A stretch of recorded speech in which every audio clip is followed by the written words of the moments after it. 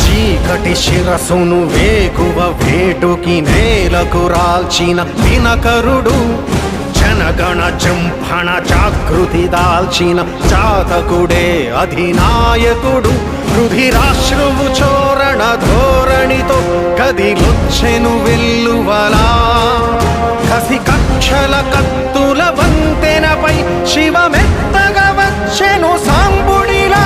అదిగో అదిగదిగో నడిచే పిడుగదిగో, అదిగో అదిగదిగో చెడుకే భయమదిగో. శ్రీకర భీకర భూవరమై రణధీరత నింపిన శ్రామికుడు, భగభగ హింసను ధ్వంసము చేయగ అడుగి